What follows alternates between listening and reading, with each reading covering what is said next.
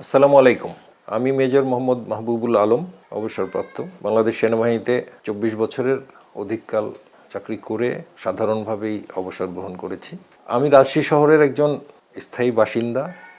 রাজশাহীর একজন সচেতন নাগরিক হিসাবে আগামী ১২ই ফেব্রুয়ারি আমাদের ১৩তম জাতীয় সংসদ নির্বাচনের বিষয়ে বা এই নির্বাচনকে নিয়ে রাজশাহী সদরের এবং তার পাশে রাজশাহী ১ গোদাগাড়ি, রাজশাহী ৩ পবা, মোহনপুর, এই ৩টি আসন সম্বন্ধে আপনাদেরকে আমি একটু ব্যাখ্যা করতে চাই বা আমার চিন্তাভাবনা একটু হাইলাইট করতে চাচ্ছি। একই দিনে অর্থাৎ এই ১২ ফেব্রুয়ারি তারিখে আমাদের আরও একটি গুরুত্বপূর্ণ বিষয় আছে নির্বাচনের। একই সাথে আমাদেরকে ভোট দিতে হবে একই দিন। সেটা হলো আমাদের ২৪-এর গণ অভ্যুত্থানে পরবর্তী যে সংস্কার, দেশের ক্ষয়ে যাওয়া বা দেশের নষ্ট হয়ে যাওয়া বিভিন্ন ব্যবস্থাপনা বা প্রতিষ্ঠান, নিয়মকানুন, আইনকানুন ইত্যাদির যে সংস্কার, এই সংস্কারের পক্ষে ভোট দেওয়ার জন্য হা ভোট এবং ব্যতিক্রম সংস্কার কেউ চায় না এরকম হইলে না ভোট, এই হা এবং না ভোটের বিষয়টিও একই সাথে আমাদের ১২ তারিখেই হবে। ২৪-এর গণ অভ্যুত্থান পরবর্তী সময়ে সাধারণভাবেই আমরা সাধারণ জনগণ অতীতে আমরা বিশেষ করে ২৪-এর পূর্ববর্তী ১.৫ যুগ বা তারও বেশি সময় যদি বলি, দেশ স্বাধীন হওয়ার পরে গত ৫৪ বছর সময়ে আমরা যে ধরনের ব্যবস্থাপনা বা দেশের পরিচালনায় যে গলদ বা বিভিন্ন সমস্যা বা অনিয়ম, দুর্নিয়ম ইত্যাদি দেখেছি, সেখান থেকে পরিত্রাণ পাওয়ার জন্যই এই ২৪-এর গণ অভ্যুত্থানের পরবর্তী আকাঙ্ক্ষা ছিল আমাদের সাধারণ সব জনগণের। আমাদের আকাঙ্ক্ষা ছিল আমাদের দেশ হবে শোষণমুক্ত, দুর্নীতিমুক্ত, চাঁদাবাজ, ঘুষ, অনিয়ম ইত্যাদি মুক্ত একটা সমতার এবং নিরাপত্তার বাংলাদেশ, যেখানে দেশের সব মানুষের জন্য খাদ্য, বস্ত্র, বাসস্থান, চিকিৎসা, শিক্ষা, চিকিৎসা, এই ধরনের মৌলিক জিনিসগুলো, তার সাথে সবচেয়ে বড় বিষয় হলো মানুষের নিরাপত্তা।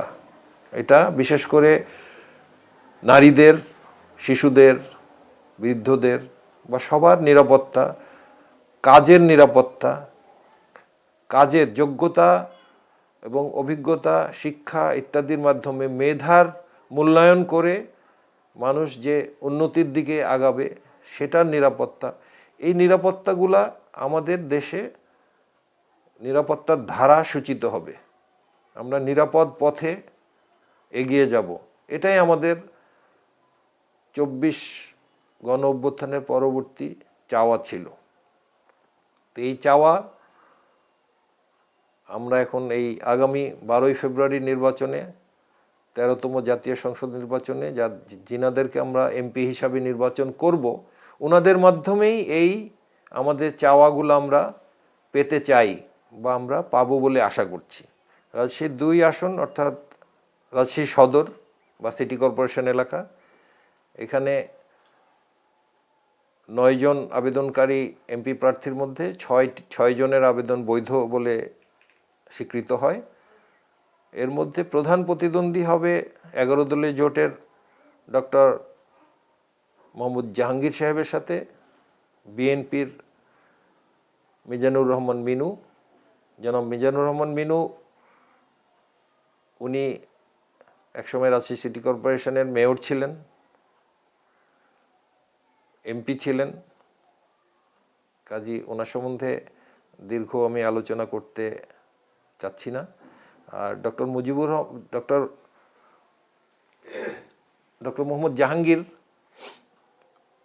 উনি প্রধানত চিকিৎসা পেশার সাথেই সম্পৃক্ত। উনি এমবিবিএস ডক্টর হওয়ার পরে রাজশাহী মেডিকেল কলেজে রাজশাহী রাজশাহী হসপিটালে উনি একজন ডক্টর হিসাবে চাকরি করেন, পরবর্তী রাজশাহী মেডিকেল কলেজের একজন অধ্যাপক হিসাবে কাজ করেন এবং পরবর্তীতে ওনার পেশায় উনি ইসলামী ব্যাংক হসপিটালের একজন ফাউন্ডার ডাইরেক্টর হিসাবে দায়িত্ব পালন করেছেন এবং দীর্ঘ সময় ইসলামী ব্যাংকের এবং ইসলামী bank hospital medical college and হসপিটালের দায়িত্ব পালন করেছেন। পরবর্তীতে উনি ঢাকার আদ্দিন মেডিকেল কলেজের বিভিন্ন শাখায় বিস্তর পরিধিতে দায়িত্ব পালন করেছেন। তো ওনার প্রধান কাজকর্ম ইত্যাদি অ্যানালাইসিস করলে দেখা যায় উনি চিকিৎসা পেশার সাথে চিকিৎসা পেশার মাধ্যমে মানুষে কিভাবে খেদমত করা যায়, মানুষকে কিভাবে সহজ সুন্দর সার্ভিস দেওয়া যায় এবং চিকিৎসা শিক্ষাকে কিভাবে আরও প্রসারিত করা যায়, চিকিৎসা শিক্ষাকে আরও কিভাবে সহজ করা যায় এবং মানুষকে কিভাবে এই পেশার সাথে আরও বেশি সহজভাবে সম্পৃক্ত করা যায় সেটা নিয়েই কাজ করেছেন এবং সমাজ উন্নয়ন, যুবকদের ভালো কাজের সাথে সম্পৃক্ত করা ইত্যাদি সামাজিক সংগঠনমূলক কাজের সাথে উনি শুরু থেকে এখন পর্যন্ত সম্পৃক্ত আছেন এবং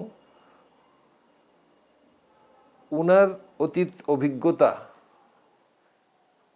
এগুলো অ্যানালিসিস করলে বোঝা যায় যে উনি সত্যিকারের একজন সৎ, যোগ্য, শিক্ষিত, সুশিক্ষিত এবং দায়িত্ব নিয়ে দায়িত্ব পালন করার মতোই একজন যোগ্য প্রার্থী।